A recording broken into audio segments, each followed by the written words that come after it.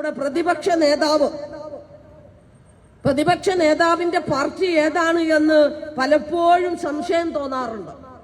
അദ്ദേഹം സത്യത്തിൽ കോൺഗ്രസ് എന്ന് പറയുന്ന രാഷ്ട്രീയ പാർട്ടിയുടെ ആള് തന്നെയാണോ, അതോ RSSന് വേണ്ടി ഈ കേരളത്തിനകത്ത് പണിയെടുക്കുന്ന കോൺഗ്രസ് കുപ്പായമണിഞ്ഞ RSSകാരനാണോ എന്ന് സംശയിക്കുന്ന തരത്തിൽ ചില പ്രവൃത്തികൾ അദ്ദേഹത്തിന്റെ ഭാഗത്ത് നിന്നുണ്ടാകാറുണ്ട്.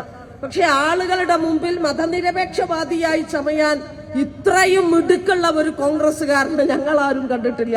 അദ്ദേഹം ബഹുമാന്യനായ കാന്തപുരം AP അബൂബക്കർ മുസ്ലിയാർ നയിച്ച കേരള യാത്രയുമായി ബന്ധപ്പെട്ടുകൊണ്ട് അതിനകത്ത് പ്രസംഗിക്കുന്ന സമയത്ത് അദ്ദേഹം പറഞ്ഞു, ഞാനൊരു മതനിരപേക്ഷവാദിയാണ്, എന്റെ കോൺഗ്രസ് എന്ന് പറയുന്ന പാർട്ടി മതേതരത്വത്തിനു വേണ്ടി നിലകൊള്ളുന്നു എന്ന് പിന്നെ പറഞ്ഞ ഒരു വാക്കുണ്ട്, ഞാൻ ഒരു സാമുദായിക നേതാവിന്റെയും തിണ്ണ നിരങ്ങാൻ പോയിട്ടില്ല എന്ന് പറഞ്ഞ ആ നാവ് വായിലേക്കിട്ട് അരമണിക്കൂറിനകമാണ് NSSന്റെ ജനറൽ സെക്രട്ടറി വാർത്താമാധ്യമങ്ങളോട് പറഞ്ഞത്. കഴിഞ്ഞ നിയമസഭാ തെരഞ്ഞെടുപ്പിൽ പോലും 1.5 മണിക്കൂർ എന്റെ വീടിന്റെ വരാന്തക്കകത്ത് ഈ തെരഞ്ഞെടുപ്പിനകത്ത് ഈ പറയുന്ന മനുഷ്യൻ കാത്തിരുന്നു എന്നുള്ളത്.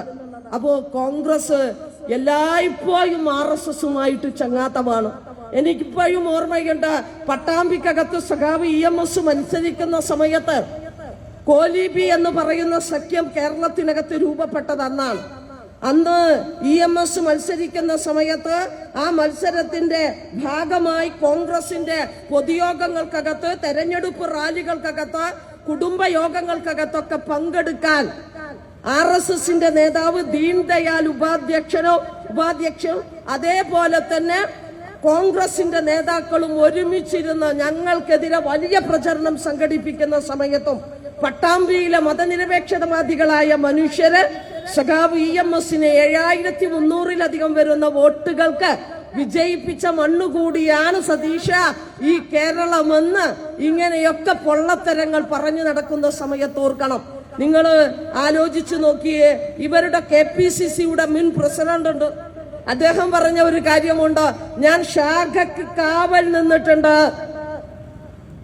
ഞാൻ RSSന്റെ ശാഖക്ക് കാവൽ നിന്നിട്ടുണ്ട് എന്ന് പണ്ട് രഹസ്യമായിട്ടാണ് കച്ചവടമെങ്കിൽ ഇന്ന് പരസ്യമായി അത് പറയാൻ മടിയില്ലാത്തവരായി അവര് മാറുകയാണ്. അപ്പോ അങ്ങനെ പറയുന്നു. നമ്മുടെ സതീശൻ തന്നെയാണ് ഗോൾവാക്കറുടെ ജന്മശതാബ്ദിയോടനുബന്ധിച്ച ഗോൾവാക്കറുടെ ചിത്രത്തിന്റെ മുമ്പിൽ കുമ്പിട്ട് നട്ടല്ലൊക്കെ മെല്ലെ താഴ്ത്തി വിളക്ക് കൊളുത്തി അദ്ദേഹത്തിന്റെ ഗുണഗണങ്ങൾ അവിടെ വിശദീകരിച്ച് അതിന്റെ പരിപാടിയിൽ പങ്കെടുത്ത് തിരിച്ചു പോരുന്ന സതീശനെ നമ്മൾ കാണുകയാണ്.